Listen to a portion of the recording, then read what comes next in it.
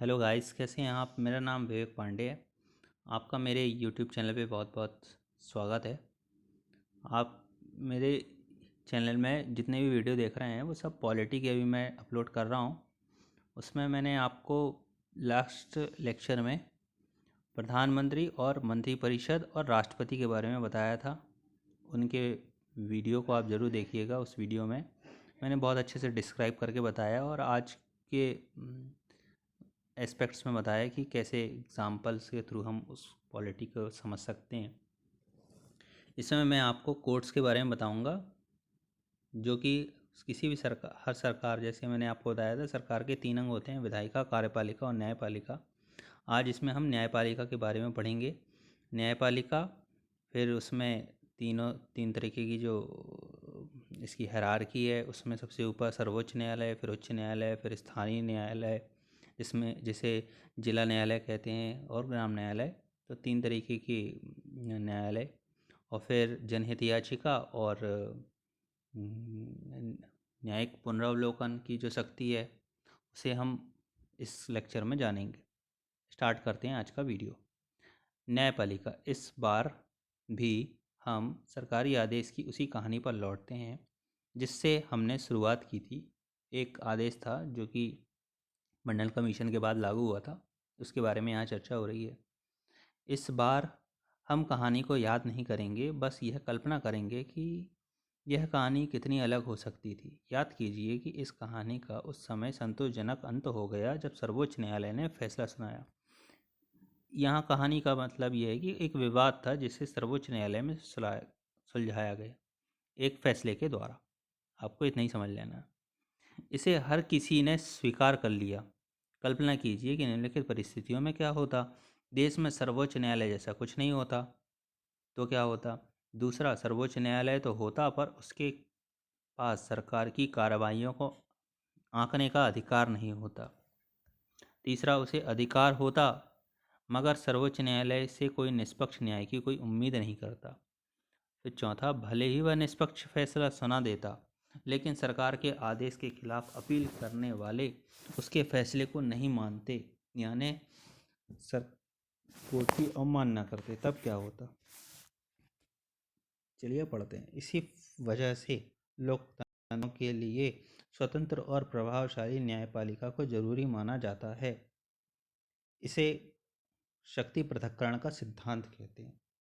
देखिए, शक्ति पृथक्करण के सिद्धांत को मैं आपको समझाऊं कि भारत में विधायिका से ही कार्यपालिका बनती है, जिसे अस्थायी कार्यपालिका कहते हैं। जैसे सभी मंत्रिपरिषद के सदस्य और प्रधानमंत्री स्वयं संसद के तो सदस्य होते हैं, तो वो विधायिका के सदस्य हैं, यानी संसद के सदस्य।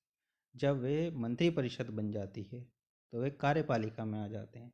तो विधायिका और कार्यपालिका दोनों एक दूसरे से संबद्ध है, मगर न्यायपालिका किसी भी रूप में कार्यपालिका और विधायिका से संबद्ध नहीं है। न्यायपालिका हमारे देश में स्वतंत्र है। आगे बढ़ते हैं। देश के विभिन्न स्तरों पर मौजूद अदालतों को सामूहिक रूप से न्यायपालिका कहा जाता है। भारतीय न्यायपालिका में पूरे देश के लिए सर्वोच्च न्यायालय है। राज्यों में क्या है? राज्य न्यायालय, जिला न्यायालय और स्थानीय स्तर के न्यायालय होते हैं।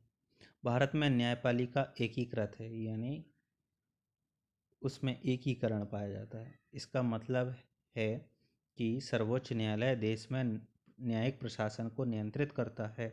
देश की सभी अदालतों को उसका फैसला मानना होता है। वह इसमें किसी भी विवाद की सुनवाई कर सकता है। यह उसके अधिकार क्षेत्र लिखे गए हैं यहाँ पे। देश के नागरिकों के बीच कोई विवाद हो तो सुलझा जा सकता है। नागरिक और सरकार के बीच में विवाद हो, ज़्यादातर यही केस आते हैं सुप्रीम कोर्ट के पास। 2 या उससे अधिक राज्य सरकारों के बीच यह विवाद भी उनके पास, सर्वोच्च न्यायालय के पास आते हैं। केंद्र और राज्य सरकार के बीच, 2 या 2 से अधिक राज्य सरकार के बीच हो या केंद्र या राज्य सरकार के बीच हो, सभी विवाद सुप्रीम कोर्ट के पास आते हैं। यह फौजदारी और दीवानी मामलों में अपील के लिए सर्वोच्च संस्था है। फौजदारी मामले वे जिसमें हत्या कर दी गई हो किसी की। दीवानी मामले वे जिसमें राजस्व का मामला हो, किसी के घर में कब्जा कर लेना, इस तरीके के मामले। यह उच्च न्यायालयों के फैसलों के खिलाफ सुनवाई कर सकता है, यानी अपील सुनने का इसके पास अधिकार है। उच्च न्यायालय अगर किसी फैसले को देता है और प्रार्थी को ये लगता है कि फैसला उसके खिलाफ गलत सुनाया गया है, तो वह उच्चतम न्यायालय में अपील कर सकता है। न्यायपालिका की स्वतंत्रता का मतलब है कि वह विधायिका या कार्यपालिका के नियंत्रण में नहीं है। विधायिका न्यायाधीश सरकार के निर्देश या सत्ताधारी पार्टी की मर्जी के मुताबिक काम नहीं करते। इसी वजह से सभी आधुनिक लोकतंत्रों में अदालतें विधायिका और कार्यपालिका के अधीन नहीं होती। यही है शक्ति पृथक्करण। भारत ने इस लक्ष्य को हासिल कर लिया। राष्ट्रपति, सर्वोच्च न्यायालय और उच्च न्यायालयों के न्यायाधीशों को प्रधानमंत्री की सलाह पर और सर्वोच्च न्यायालय के मुख्य न्यायाधीश के मशवरे से नियुक्त करता है। व्यवहारिक तौर पर अब इस व्यवस्था में सर्वोच्च न्यायालय के वरिष्ठ न्यायाधीश सर्वोच्च न्यायालय और उच्च न्यायालयों के नए न्यायाधीशों को चुनते हैं। इसमें राजनीतिक कार्यपालिका की दखल की गुंजाइश बेहद कम है। इसे ही कहते हैं कॉलेजियम सिस्टम। सर्वोच्च न्यायालय के सबसे वरिष्ठ न्यायाधीश को ही अमूमन मुख्य न्यायाधीश नियुक्त किया जाता है। अभी सर्वोच्च न्यायालय के मुख्य न्यायाधीश कौन है पता है आपको? एस.के. बोबड़े साहब। एक बार किसी व्यक्ति को सर्वोच्च न्यायालय, अब यहाँ पे सर्वोच्च न्यायालय के न्यायाधीश को कैसे स्थायी बनाया गया है, उसकी शक्तियों को कैसे ताकतवर बनाया गया है कि कोई भी राजनीतिक संस्था उस पर आरोप न लगा दे, उसे उसके कार्यों में पूर्ण स्वतंत्रता प्रदान करे। उसके बारे में संविधान में क्या प्रावधान है ये बताया जा रहा है। एक बार किसी व्यक्ति को सर्वोच्च न्यायालय या उच्च न्यायालय का न्यायाधीश नियुक्त करने के बाद उसे उसके पद से हटाना लगभग असंभव हो जाता है। उसे हटाना भारत के राष्ट्रपति को हटाने जितना ही मुश्किल है, यानी महाभियोग की क्रिया द्वारा ही उसे हटाया जा सकता है। किसी भी न्यायाधीश को संसद के दोनों सदनों में अलग अलग दो तिहाई होता है महाभियोग अभिक्रिया। बहुमत से अविश्वास प्रस्ताव पारित करके ही हटाया जा सकता है। भारतीय लोकतंत्र में ऐसा कभी नहीं हुआ। क्वेश्चन ये जरूर आ सकता है कि भारतीय लोकतंत्र में क्या कभी किसी न्यायाधीश को हटाया गया? तो ऐसा कभी नहीं हटाया गया। दो चीज़ याद रखिए, भारतीय लोकतंत्र में किसी भी न्यायाधीश को, सर्वोच्च न्यायालय के न्यायाधीश को नहीं हटाया गया है, और अभी तक वित्तीय आपातकाल राष्ट्रपति द्वारा कभी भी भारत पर नहीं लगाया गया है। तो ये दो चीज़ें याद रखिएगा, कई बार क्वेश्चन में एग्जाम्स में आती है। भारत की न्यायपालिका दुनिया की सबसे अधिक प्रभावशाली न्यायपालिकाओं में से एक है। सर्वोच्च न्यायालय और उच्च न्यायालयों को देश के संविधान की व्याख्या का अधिकार है। वह देश के संविधान की व्याख्या कर सकते हैं। अगर उन्हें लगता है कि विधायिका का कोई कानून या कार्यपालिका की कोई कार्यवाही संविधान के खिलाफ है, तो केंद्र व राज्य स्तर पर ऐसे कानून या कार्यवाही को अमान्य घोषित कर सकते हैं। इस तरह जब उनके सामने किसी कानून या कार्यपालिका की कार्यवाही को चुनौती मिलती है, तो वे उसकी संवैधानिक वैधता तय करते हैं। इसे न्यायिक समीक्षा के रूप में जाना जाता है। न्यायिक समीक्षा, न्यायिक पुनरावलोकन को भी कहते हैं। इसमें यदि कोई सरकार या कार्यपालिका का कोई अधिकारी ही कोई आदेश पारित कर दे और वह नागरिकों के मूल अधिकारों के विरुद्ध हो, तो सर्वोच्च न्यायालय या उच्च न्यायालय उस आदेश की समीक्षा कर सकती है कि वह संविधान के अनुरूप है या नहीं। यदि वह अनुरूप है तो लागू होता है, और नहीं होता तो वह सरकार से पूछता है कि इसकी संवैधानिक वैधता बताइए। यदि नहीं होता तो वह संविधान की व्याख्या करके उसे निरस्त कर सकता है। भारत के सर्वोच्च न्यायालय ने यह फैसला भी दिया है कि संसद संविधान के मूलभूत सिद्धांतों को बदल नहीं सकती, जिसे क्या कहते हैं, basic structure of the constitution, यानी मूल तत्व, उन्हें कोई भी सरकार बदल नहीं सकती। भारतीय न्यायपालिका के अधिकार और स्वतंत्रता उसे मौलिक अधिकारों के रक्षक के रूप में काम करने की क्षमता प्रदान करते हैं। हम नागरिकों के अधिकार वाले अध्याय में देखेंगे कि नागरिकों को संविधान में मिले अपने अधिकारों के उल्लंघन के मामले में इंसाफ पाने के लिए अदालतों में जाने का अधिकार है।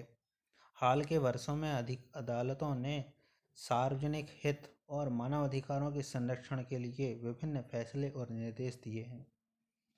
सरकार की कार्यवाहियों से जनहित को ठेस पहुंचाने की स्थिति में गलत जा सकता है।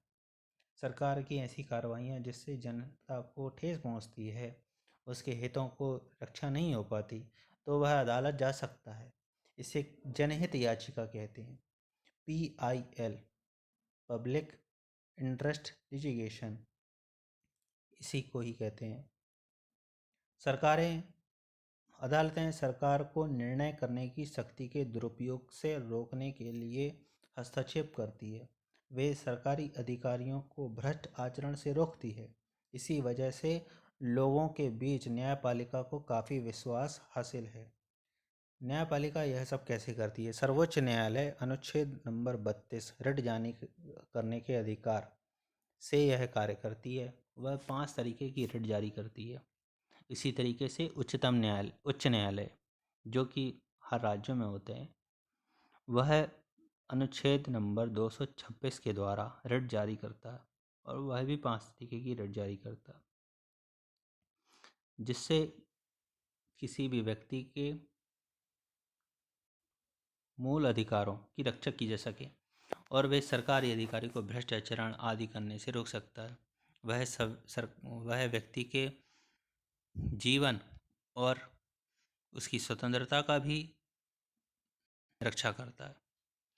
इस तरीके से हमारी न्यायपालिका यहीं का जो चैप्टर है वो यहाँ समाप्त होता है। एक फ़ोटो दिखाना चाहूँगा आपको कि राष्ट्रपति जो खेहर हैं, कौन?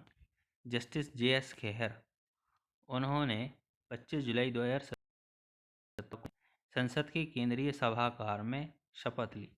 उन्हें राष्ट्रपति रामनाथ कोविंद जी ने शपथ दिलाई।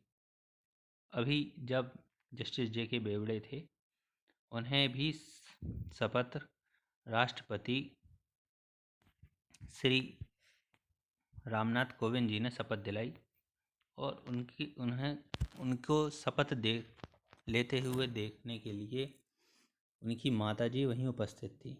जस्टिस JS बेवड़े सर ने शपथ लेने के बाद अपनी माता के चरण स्पर्श किए। तो भारतीय संस्कृति भी यहाँ पर बनी हुई थी।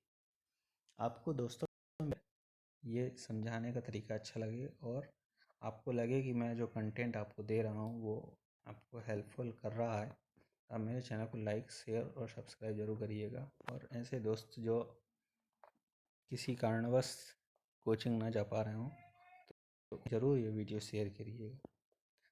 थैंक यू दोस्तों।